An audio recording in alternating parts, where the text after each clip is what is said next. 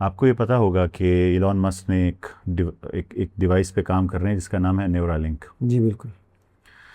نیورالنک صرف ایک سٹیپ ہے اس کی طرف کہ کیسے یہ ہیومن کانشیسنس جو ہے، یہ محمد علی صاحب جو ہیں میرے سامنے بیٹھے ہیں، ان کے جو سیل ہیں وہ ہر 7 سال بعد ہر ایک سیل رینیو ہو جاتا ہے. 120 ڈیز بعد ان کا سارا بلڈ رینیو ہو جاتا ہے، ان کی سکن رینیو ہو جاتی ہے. پر اس کے اندر جو احساس ہے کہ میں محمد علی ہوں، وہ احساس، وہ کانشیسنس جو ہے کیری فارورڈ کیسے ہوتا ہے؟ وہ 7 سال بعد چینج تو نہیں ہوتی، وہ تو وہی رہتی ہے. وہ کچھ اور ہے. وہ چاہتے ہیں کہ وہ جو کچھ اور ہے اسے ہم کیسے ٹرانسفر کر سکے اس باڈی سے جو ٹیمپریری ہے، جو ختم ہو جاتی ہے. کسی طرح سے ہم اس احساس کو اس میں سے نکال کر ایک ایسی باڈی میں ٹرانسفر کر دیں جو کبھی بوڑھی نہ ہو. ایسا کچھ ڈیولپ کر لیں. تو وہ کیا ہے، وہ روح کیا ہے، وہ احساس کیا ہے، وہ کانشیسنس، اس کا جواب وہ ڈھونڈتے پھر رہے ہیں، نہیں دے پائے. تیسرا، حضرت ذوالقرنین اور ان کا سببہ، ان کے راستے، کائنات کے راستے وہ سمجھنا چاہتے ہیں. وہ کائنات میں گھومنا چاہتے ہیں. وہ حضرت ذوالقرنین کے سفر کو سمجھنا چاہتے ہیں، ان کے اسباب کو سمجھنا چاہتے ہیں. وہ اس کو ابھی تک نہیں سمجھ پائے. تو یہ تینوں سوالات اب تک سائنس گھوم رہی ہے کہ ہم اس کو سمجھ سکیں، اور وہ اس میں سے ایک کو بھی سمجھ نہیں پائی. تو آپ سمجھ سکتے ہیں کہ اس ٹائم جو سوالات پوچھے گئے وہ کتنے گہرے تھے. اور آپ جیسے کہہ رہے ہیں کہ آج ہم اگر اس کے ایک کو بھی ہم تو صرف قرآن کریم کی روشنی میں تدبر کریں گے، اسے سمجھنے کی کوشش کریں گے، پر اگر ہم ایک کو بھی آج تھوڑا بہت کنکلوڈ کر پائیں تو بہت بڑی اچیومنٹ ہوگی. بے شک بے شک. تو ڈاکٹر صاحب میرا خیال ہے اس میں پھر ہم پہلے سوال کی طرف نہ چلیں، ڈائریکٹلی اسی پہ چلتے ہیں. قرآن میں اللہ تعالیٰ نے بتایا کہ ان کی تعداد ایکس تھی، وائی تھی، زیڈ تھی، لیکن ساتھ ہی اللہ یہ کہہ رہے ہیں تمہیں اس کی تعداد سے کیا لینا ہے، ان کی تعداد سے. تو یہ اصحاب کہف کون ہے اور ان کی تعداد کیوں ہم جاننا چاہتے ہیں؟ دیکھیے، میں کہتا ہوں کہ جواب سے زیادہ صحیح سوال بہت زیادہ ضروری ہوتے ہیں.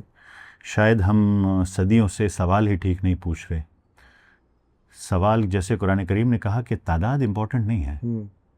میرے خیال میں امپورٹنٹ سوال یہ ہے، میرے بچے ہیں، کل کو بڑے ہوں گے، میں خود جوان رہا ہوں، ہمارے آس پاس ہمارے رشتہ دار بھائی کتنے جوان ہیں.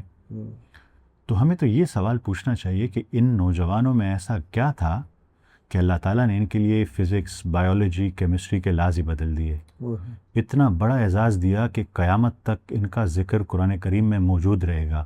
اتنا بڑا اعزاز آپ سوچ سکتے ہیں کہ اللہ تعالیٰ کسی کو دے رہے ہیں. تو اللہ تعالیٰ شاید ہمیں یہ کہہ رہے ہیں کہ تعداد ضروری نہیں ہے، سوچو کہ اتنا بڑا اعزاز اسے کیوں ملا، اور تم اس سے کیا سیکھ سکتے ہو، تم اسے اپنے آپ پہ کیسے اپلائی کر سکتے ہو. ذرا سوچئے نا، اس اعزاز کو ذرا دیکھیے نا.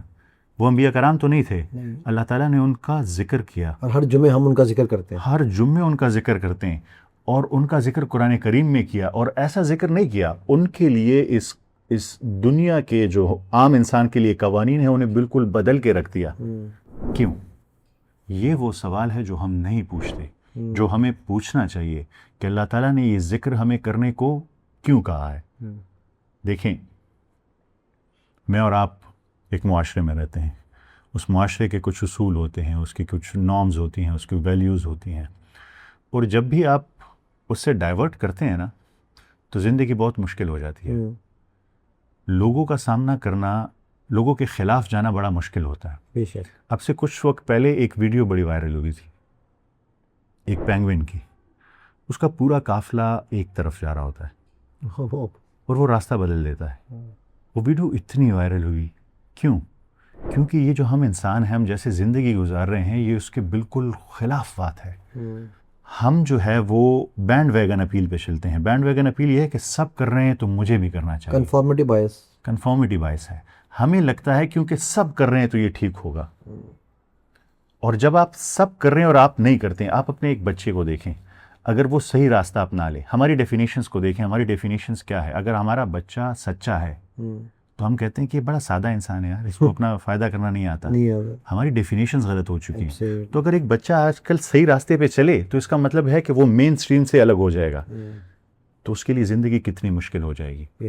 اسے کس کس ناموں سے پکارا جائے گا. اسے اپنے گھر میں اپنے ماں باپ کیا کیا کہہ کر پکاریں گے. وہ سوشل پریشر کو وہ آپ کو لگتا ہے ہینڈل کر پائے گا؟ نہیں، کبھی بھی نہیں. اتنا بڑا کنفلکٹ پیدا ہو جاتا